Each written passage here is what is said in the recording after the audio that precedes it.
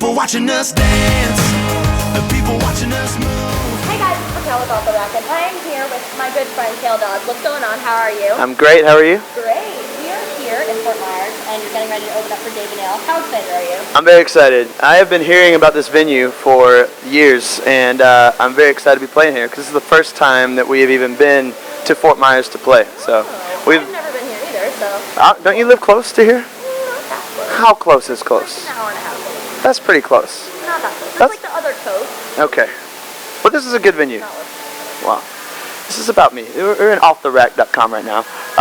No, this is a cool venue. We've never played here, but all of our friends have played here. So this is a first stop for us in Fort Myers. We played like every city around here, in the armpit of Florida, all the way down to the south and back up.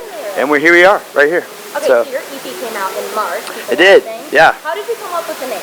Honestly, we were at one of our just kind of local usual spots in Nashville that we kind of hang out at. It's a bar called Tin Roof, and we were there. You familiar with Tin Roof? I am. From there. We were there one night celebrating a buddy who just got a song cut, and I just remember there was a ton of people, and he looked at me and said, "Man, I could stay here and just people watch all night." And I was like, "Why have we not written that song?" Yeah. So it kind of evolved from that, but you know, when you hear the song, it's obviously about something different. So. How long did it take you to write that song? About an hour and a half. Yeah, so it was fun. That was a fun write because it was written with two of my best friends, Zach Aubin and Corey Crowder, both who co-produced the record. So it was a fun write, and it goes over well live. And you know, the more we've been playing it, people have been coming back singing along. So it's been fun. And that's what we like to hear. Yes, absolutely. How many songs did you write that didn't make it long? Oh wow. So I write every day. I probably write 200 songs a year. Oh, wow. So that being said, I have a ton of material that I have not released that I have recorded that I'm kind of coming up with something right now that we're talking about doing just to release it because there's not a label involved yet. And so we have that power and that freedom yet, hint. But we have that power.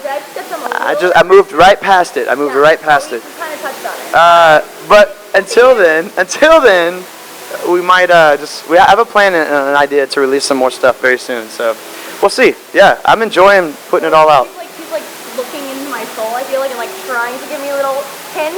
I just moved right past it. Yeah. I moved right past it. Well, but it's me, so I'm going to ask about it. Well, maybe in the next interview on theracq.com. Off the Racq. That's what I said. Let's rewind. Maybe the next interview on OffTheRacq.com. Make sure you get the hand flip in there. That's in power. The point. The point. I can't make the noise though. You make the noise and I'll do it. 3, 2. Perfect. Awesome. Okay, so what's the weirdest place you've ever written a song? The weirdest place I've ever written a song. I'm scared now. I don't know. I'm always writing. So there is one time, this is a true story, we were on tour and I had an idea for a song and it was loud, kind of like this. And the quietest place was the downstairs basement bathroom. Okay. So I did go in there and knock out a verse and a chorus in this very creepy bathroom in Minnesota at a venue called The Rave. So, yeah. Okay. Yeah, it was kind of creepy. It was like this abandoned pool. But they say it was haunted, so that's why I didn't want to go down there. There was like this abandoned pool, graffiti everywhere. It's like 100 years old. It was just very... Actually, we're playing with David, randomly enough. This was like 2 years ago. So, yeah, I knocked out a verse and a chorus in a bathroom, a very haunted bathroom. It was January. It was like 15 degrees. All right, so you wrote the same note drum time. Yes. With South Horses. Yes. And it was all over the radio. Yes. When was the first time you heard it? I remember, actually, that's the moment I won't forget. I just had this conversation with a buddy the other day. I was in the car with Ryan Barnett, which is my guitar player. Okay. He's got hair about as long as yours, except he hadn't washed his in about 2 weeks. Oh, yeah. And he'll be the guy on the right of me tonight.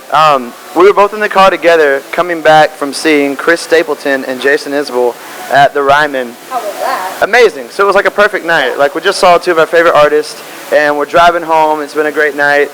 Everybody at this point in my family, in my band, and my circle of friends has heard it on the radio except me, just randomly. Right.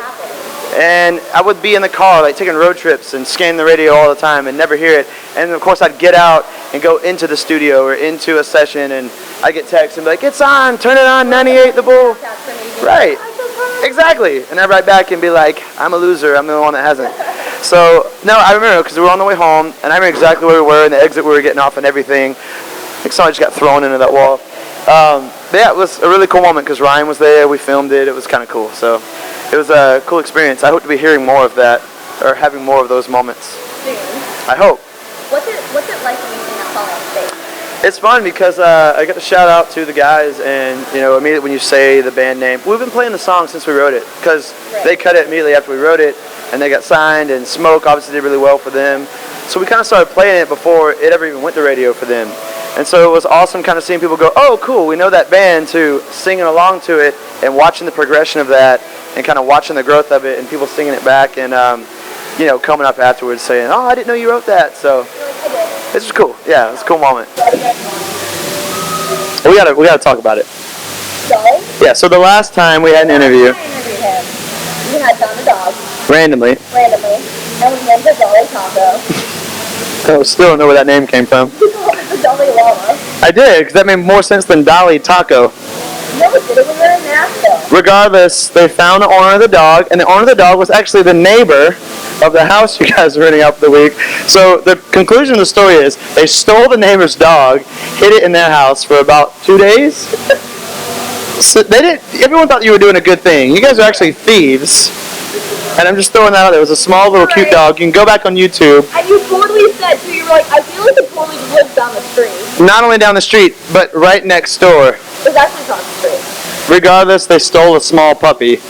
Keep your children safe when On the Racq is next to you. I'm joking. I did it on purpose.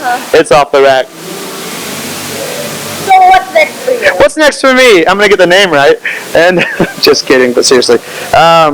What's next for me is we have a ton of dates this summer, and I'm really excited because we slowed down for 4 months, in between November and January, February, just to record the record, get it done. Released it in March, and we have a super busy summer. We have Old Dominion dates coming up, Eli Young Band, David Nail, a ton of just killer dates coming up. We're excited. Going back out on the road. I mean, playing these songs, tour. We're getting tight on the songs. We've only been, with the release of this EP, people watching, we've only been out on the road touring it for a month and a half. Right. So it's been fun. So I'm excited to get back out on the road. And the guys out too. We toured so much last year. We, kind of geared down, and now that we're in full swing again, the energy's right. Everyone's excited. The juju is right. The juju's right.